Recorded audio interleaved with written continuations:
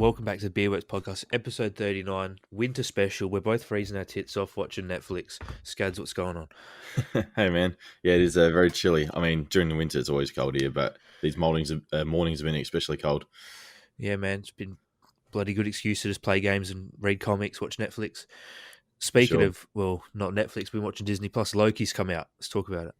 Yes, Loki. Obviously the third expanded universe in the TV series, not including shows like Agents of Shield and stuff like that. But yeah, obviously Disney's doing some mad things on their Disney Plus channel, and we've seen it now. Like we both thought that WandaVision was pretty good. We're happy with that. Falcon and Winter Soldier was okay. It was more of a progressive story about some characters that will be moved into different positions in the upcoming Marvel movies. But yeah, Loki, wow, what a pleasant surprise. Yeah, man, it's sick.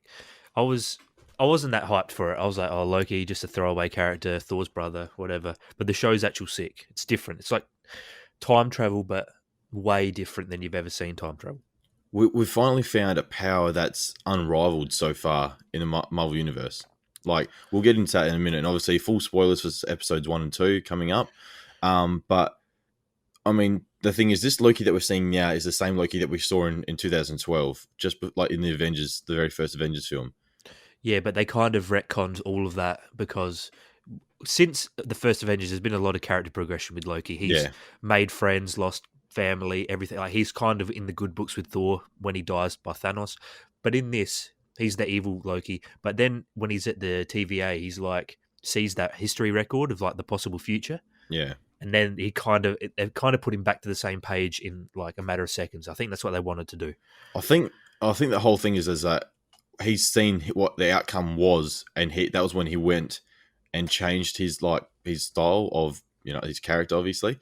Yep. So he's seen that and he's like, oh well, obviously I can't do that, so I'm gonna have to change it up a little bit, and that's why he's sort of like good, but also obviously he's Loki, But yeah, so for anyone that doesn't know, in Endgame, Avengers Endgame that came out a few years ago, there was a scene where Loki, when they went back in time to get all the Infinity Stones, and the Tesseract had happened to fall at his feet just after the film of the Avengers, when he was being arrested and being transported back to Asgard. The Tesseract actually fell at his feet, and he used it to teleport and get out of there, and that's how this all kicks off. And I think it's just a really good and smart way to expand on a universe that they could have just left it. They could have left it as a dead character, really. Yeah, they could have just had him disappear, and then it's just another timeline we'll never know about. But no, he just obviously just grabbed the Tesseract and took it the first place it would have taken him anywhere. And he just pops out in this desert, and then these bloody time cops show up and arrest him. It's like, I thought it'd be something, I did not expect it. Like, I didn't know, in saying that, I didn't know what to expect. Because I didn't actually watch that many trailers leading up into this. I was sort of just went in with an open mind, and yeah, it's obviously, the time cop thing is so funny because they don't look too dangerous, but then their batons can like disintegrate people. They look like True Detective, just like actual cops. Yeah, like there's nothing they're not too fancy, and they're wearing just like, it looks like SWAT gear kind of thing. Yeah.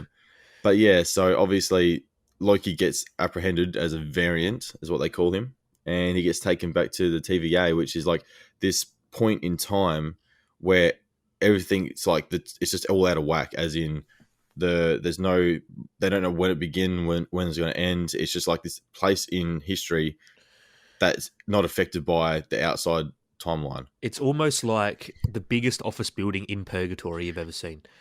Yeah, true.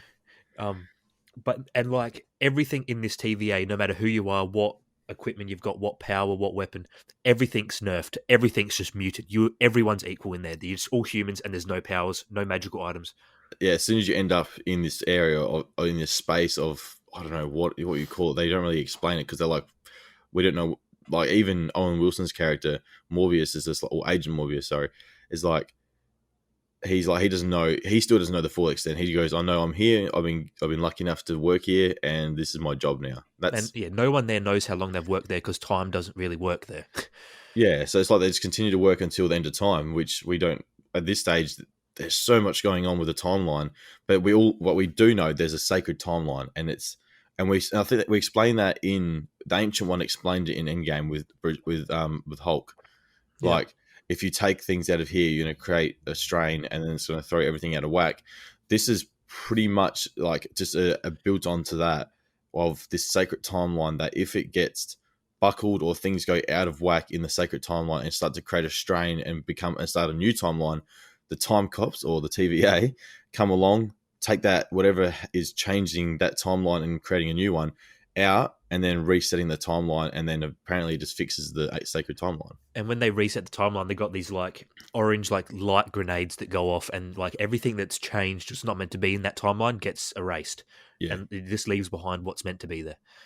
So yeah, it's been a wild ride, and it's actually, and it's really funny. I mean, I didn't think, I knew that with Loki there's going to be some like gags and jokes and stuff like that, but Tom Hiddleston, I mean, I think he's a great actor already, and I thought he was good as Loki, but he's always a supporting actor.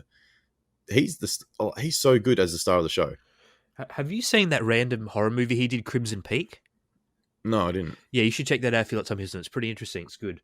And I know you're like the only one that watches horrors. Everyone else is a bit scared in our group. But yeah, we go back to Loki. This nerfing powers in the TVA is unreal. And because there's that many timelines, what about that drawer full of Infinity Stones? I love it, because obviously he goes to find, because at the beginning when he goes there, he gets like, so he's arrested obviously, and his powers just don't work. And he's going down this elevator, and this like robot just scans his body and just burns off his clothes. And he's a rig, like Loki. Oh yeah, or Tom Hiddleston, I should say. He's like lean shredded. He's like Hugh Jackman. Yeah, he's just like, and then all of a sudden he gets put into this orange jumpsuit, so he looks like he looks like a prisoner. And I just love it when they say, "Please take a ticket," and he's just like, "Why would I want to take a ticket?" And he takes it anyway. And the guy that's walking down the other side of the line didn't take a ticket. Gets all the way to the end, gets vaporized. So, yeah.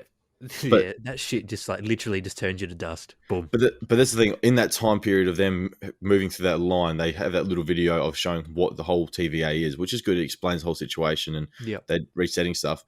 And yes, like you said, they get to a point because the Tesseract gets confiscated from Loki at the beginning, and then he finds the guy who goes, before that, he actually gets interrogated by Morbius. Yeah. And that's when you work, and that's when they're having a one-on-one discussion. So Morbius is an agent of the TVA that goes and tries to capture dangerous variants, and the variants are characters like said Loki. There's like infinite versions of every person, so like there'd be 1,000 million Lokis, and they're all in their own timeline. But when one gets out of whack, they got to go sort it out, and they just call all the different types just variants.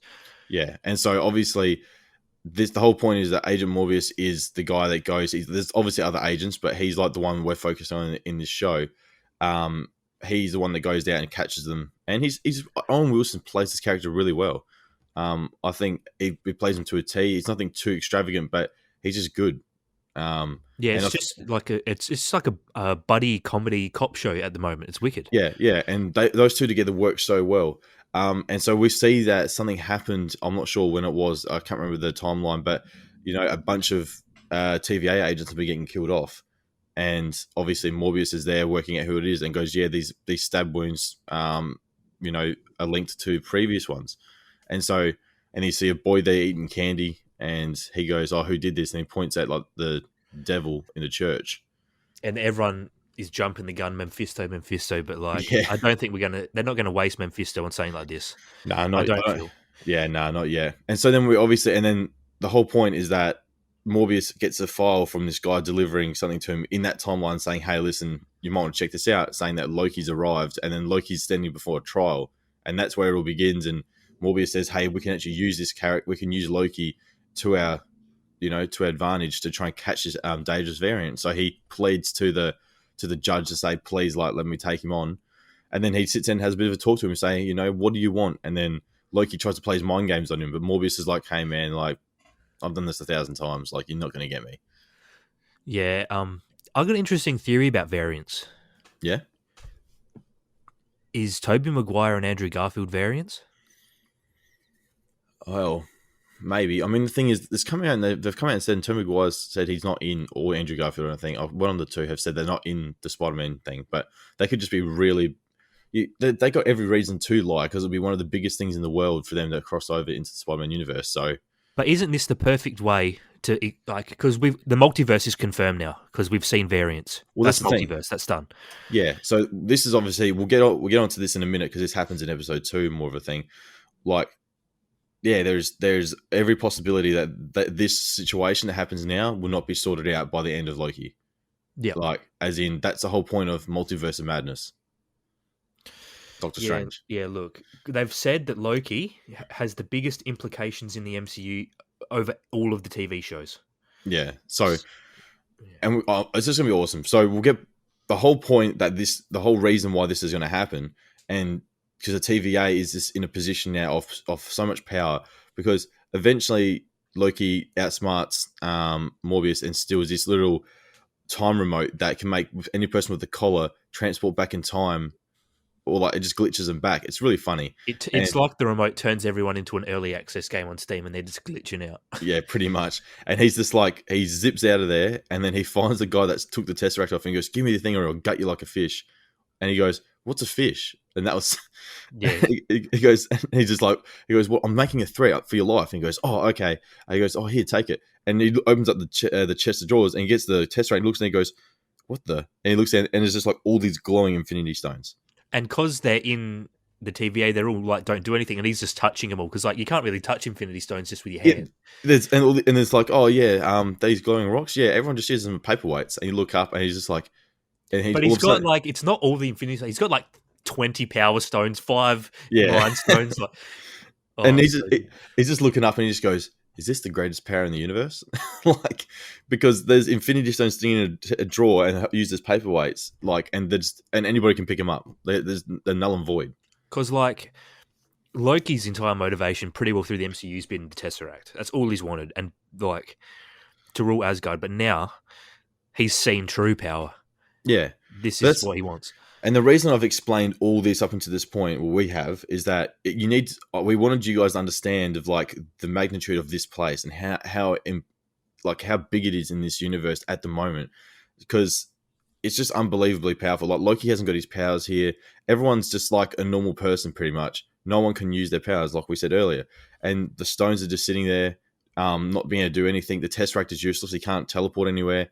So Loki all of a sudden understands that he is like just a speck in this place. Like it doesn't matter where you came from. When you come here, you're all the same. He's still a bit like he's still smarter than a lot of people, I reckon. He's scheming. Oh yeah, like he's very cunning. Yeah, yeah. Because he's how old is Loki? He's like 10,000 years old or something. I don't know. Either way, he's just like, yeah. The point is, it's just when he realizes that he hasn't got much control here, it's pretty much done and dusted. Like, you know, he's just like, oh, okay, I need to stop trying to use, you know, Infinity Stones and using these other schemes to try and escape. And then all of a sudden he has this idea of trying to get his face in front of the timekeepers or whatever they're called. Yeah. So that's pretty much where the episode kicks off. Obviously, at the very end of episode 1, we see that they're actually after a time variant of Loki, another Loki. A hooded Loki. We haven't seen who it is later, and then we do see who it is in the second episode, but we'll talk about that in a minute. Yeah, so obviously it's really interesting. So that's the end of the first episode. You see a Loki in a hood burning a bunch of time cops, which we're going to call them the TVA agents, but we're going to call them time cops for this whole series. Probably. It's just easier. But yeah, so I think for a first episode, it was not so much. I don't want to say mind blowing, but man, it was so good. Oh, I was glued to the TV, man. Just I love, like, people always complain about, like, spending time setting stuff up or seeing behind the scenes of shit. I love all of just the TVA, just, like, him getting processed and his clothes getting melted, like, yeah. All the setup was so good. I thought the first episode was better than the second. Yeah, I mean, I like the second one because it had a bit of action in it too. Not much, but it was just interesting. But in saying that, I forgot to mention, and you touched on it a little bit, is that, yeah, when he was getting interrogated or just having a chat with Owen Wilson's character, Agent Morbius, he did see bits and pieces of his past, but that was only his past. Later on, he comes back after he used the time remote a few times, and he was able to watch his future, and he saw the point where he, you know, sold his mum out, obviously, which he knew already he'd done that, from what Morbius had told him. and it shows him like getting back together with Thor in Ragnarok, and then eventually dying in Infinity War to Thanos. So he's just like, wow, like, you know, and that's what we were talking about. You know, he's seen a future where he's made progression as a good character now, and then died at the end. So what's he thinking now? Is he like, should I continue down that path, or should I just try and be my normal self and try and gain as much power as possible so that it does not happen? Yeah, I think he's in between states of mind. He doesn't know if he wants to continue being like his prick self or he wants to like be the hero. I don't know. Yeah, but obviously he is going to be at this stage the hero of this story, which is him and Agent Morbius and a few of the other characters are probably going to be the ones that really drive this story forward. But obviously we've seen him go into the episode 2 now, where, you know, it's funny. I love seeing him in like a suit and tie and working at a desk. Oh yeah, it's funny. It's like Agent Loki. Like, it's so cool. And because he's like obviously a bit of a genius because he's been around so long, he can read really fast. He can speak multiple languages, and like he's just researching really fast. And Morbius is like, I thought I said read it all. I did. Yeah, but there's also an aspect of him just being very like, I think he's a god, so he thinks he's better than everyone else, and he always has always thought that. So yeah, like he thinks, oh, this is beneath me. Like a lot of this stuff. He kind of is better than the average Joe, though. Oh yeah, 100%. But then he underestimates Morbius a fair bit too. Morbius isn't just a pushover. In saying that, Morbius did make some stupid decisions. Like, not so much stupid decisions. He got sort of put in those positions. But yeah, I do like it how they eventually. So they go to a timeline in, I think it's the 80s or 70s, and they're doing like a dress up medieval kind of thing. Oh yeah, 85 Renaissance Fair. Yeah, and so a bunch of there's a bit of a fight scene. Some time cops get killed, and one gets taken prisoner, and they go to investigate as usual, and they take Loki for the first time, and then you think they're onto something. Loki's like, oh, you know, but he's just stalling for time. I just love how he just goes on this massive tangent, and he goes, that's what I would do, and he's just like, Morbius looks at him and goes, he's lying. All right, guys, let's go. Yeah, Morbius is switched. I reckon Morbius has got some shit going on. There's something about him. He's too legit in this, man. I don't know if he's going to die in this series. I'm not sure what's going to happen, but I'd love to see Owen Wilson with other characters from the MCU because I think they'd have really good interactions. It would be cool with Tony Stark, but yeah, I don't know. But yeah, I hope there's a scene in the TVA. This is just a side note where there's like a variant of Thor's hammer, just like holding a door open, or like, so, and Loki picks it up. Stop. How sick would that be? Oh man, that's such a good connection. It'd be funny if it was sitting there as a doorstop. He just picks it up and goes, "What?" And it's like, you know, puts it back down. But that'd be killer. So yeah, I mean, episode 2 was, like I said, you say it wasn't as good. I think it was just. I mean, I'm looking at the ratings here. Apparently, it's 0.3 better on IMDb, 8.9 for the first one, 9.2 for the second one. So people are loving it. I mean, it's an average of 9.1 at the moment. Yeah, well, it's very good. Yeah, and so in this one, in the second episode, we find them. They make a breakthrough, which is really cool. Like, it's not like just instant. Loki's going through all these files, you know, and I love how Morbius is just like, "Hey, I always like to do this thing. Research it like your life depends on it." And yeah, well, like, it kind of does. Yeah, and so because obviously they screwed up and he wasted their time in the last mission, and so they're pretty much saying, you know, this is a bad idea. Like Morbius is like, boss is like saying this is a bad idea. You shouldn't be doing this, and you know, so Morbius goes off to have his salad, and I love how Loki tries to get, hey, I was just wondering if I can get a file on the beginning. He goes on the timekeepers or whatever they're called, and she's like, that's classified. He goes, the beginning of time, classified. The ending of time, that's classified. And he goes, what can I have? Pulls out a file. It's just like Loki. Yeah, everything he wanted was just all classified. I reckon he's going to try to break into a vault or something eventually, but... Well, there's obviously more to the story because it's all about him wanting to gain power, I feel, and like, you know, because he knows that the TVA is like the source of this unlimited power that can make Infinity Stones useless. And that's, you know, we've seen what Infinity Stones, they can destroy half the universe. So... Yeah. He knows how powerful this place is, and he wants to find out how to get to the top or how to get to that power, which I don't think is that simple. I think we'll find out later on. But obviously, he works out that because a timeline, if say in a place, so they make a good place, they go to like a history event in Pompeii, but any of time where like a civilization is being wiped out or like an apocalypse level thing is happening, the Loki that is a variant can hide there because it doesn't matter what they do, that civilization is gonna die. So then it just resets anyway. So there's no strain because if they're there up until the point where it's done, they can just jump back out, go to another timeline where it's about to go in a couple of days' time. It's never going to peak and change because the apocalypse will never stop, if you know what I mean. I feel like the time cops would have known about the hiding in Doomsday events. I feel like that's something that would be like day one for them.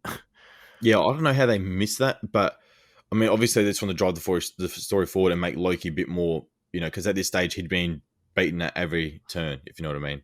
Yeah, they're probably just setting him up to like, he is smart. Maybe we should listen to him. So, yeah, obviously Loki finds out that that's where the variant Loki will probably be hiding. And so they like sneak off and they go to Pompeii to test out this theory. And I love how Morbius like, let's do something small like bird chirps or something like that it'll change. So we'll see if it makes a strain. Because if we do something too much, it'll go too quickly, the strain. And Loki just runs out there, bloody snaps the bloody wagon open, kicks all the goats out. Speaking ancient Greek.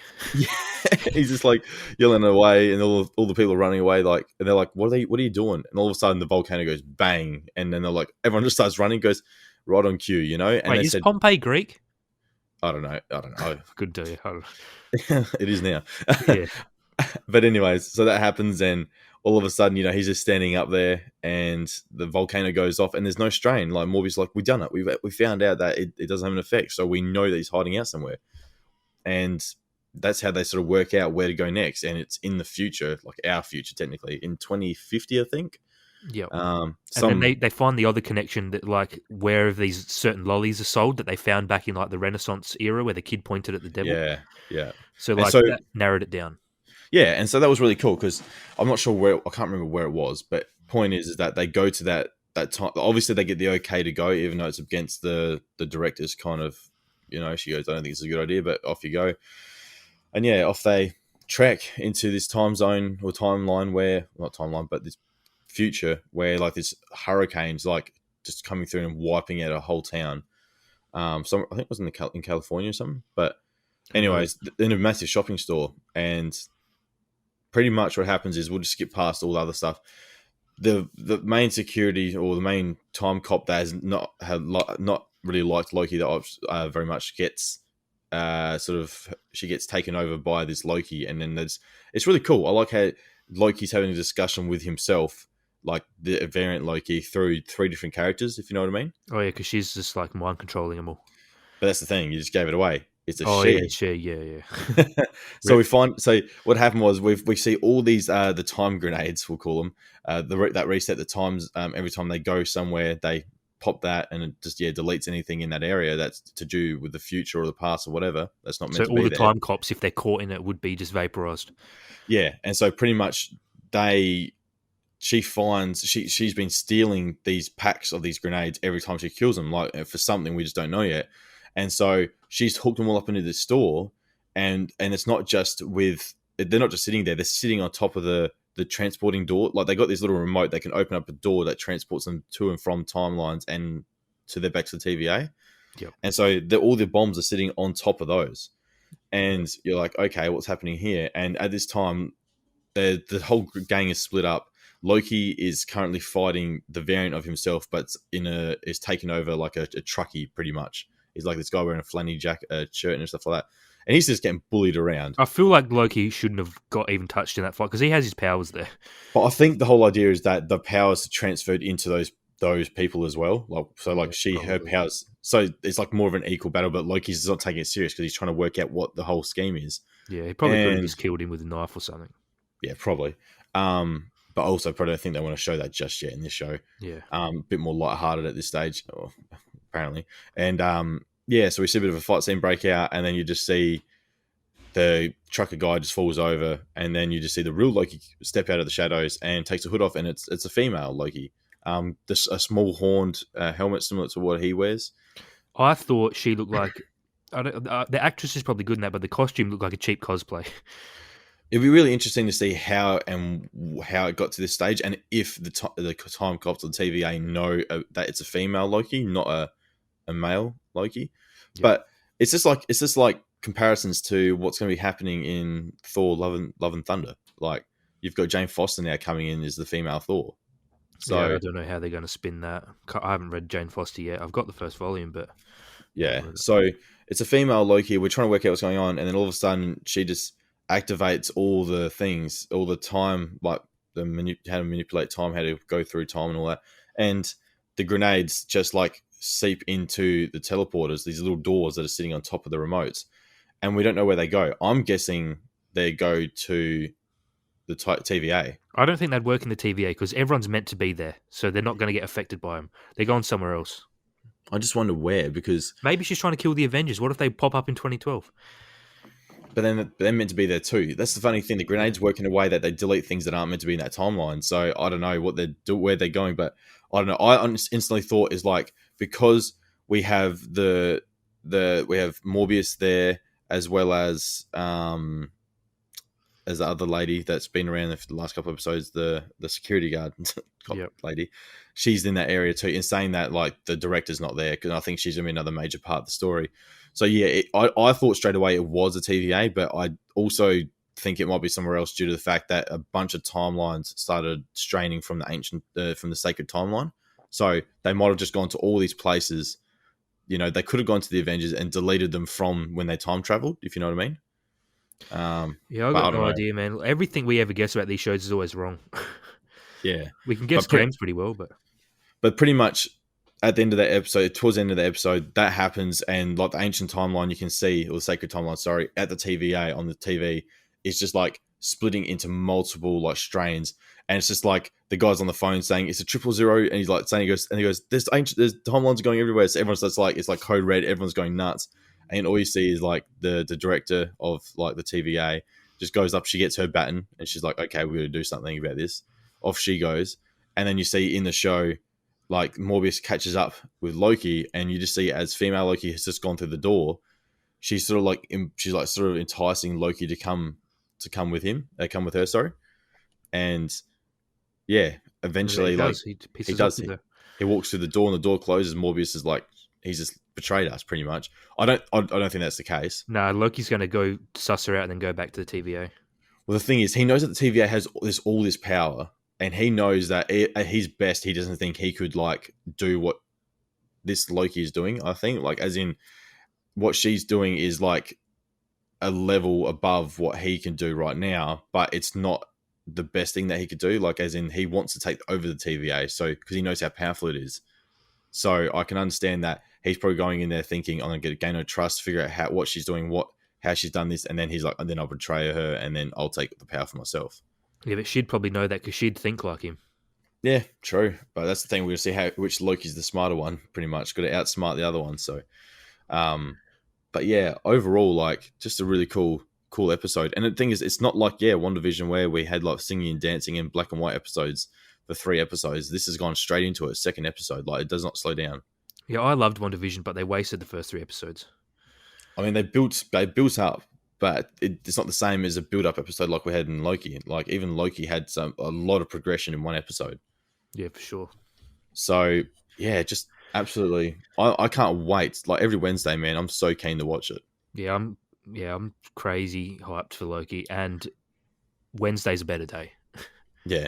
So, early prediction mine at the moment is that, yes, these timelines will be split apart, and and Morbius and Loki will get back together eventually and try and sort some of them out, but like, I reckon some of them will be sorted out on their own, as in there's enough TVA to go out at this stage to go and clean up those other timelines. But I think in the end something's going to happen, and it's going to be like, either the TVA gets destroyed or something like that, and the timeline's all screwed up, and that's when, you know, Multiverse of Madness comes into it. And Spider-Man Far From Home, No Way Home, all that kind of stuff kicks in, and that's when we see those crossovers. Maybe, hopefully, Tobey Maguire and Andrew Garfield. That'd be really awesome.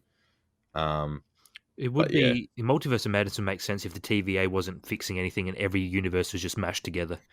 Yeah, But that's the whole point, is that the whole red thing was there was multiple timelines, and then there was like a massive war between the timelines back in the day, and then they brought it all back into one and made it the sacred timeline, because they don't want to because that's what they could make. They could make like not Secret Invasion, because that's already being set up technically, but like a multiverse war they could have in the future, and they could have Iron Man return. They could have anything. They could have Morgan Stark as in like his daughter, like as in she's the new Iron Man in some distant future. So there's so much they can do with it. It'd be interesting, because how much do you have going forward with those kind of movies? Like, can you bring back Steve Rogers, Chris Hemsworth, Chris Evans? So they could literally do so much with this multiverse shit. It's crazy. But yeah, so that's Loki at this stage. Obviously, huge raps about it so far. So keen for episode 3. Just while we got a couple more minutes to go, Nick, you've been playing Ratchet and Clank. I won't be playing it for a little while yet, so I think we should just get something out there of your words and see how it is. Overall, was it worth the $110 that you paid for it?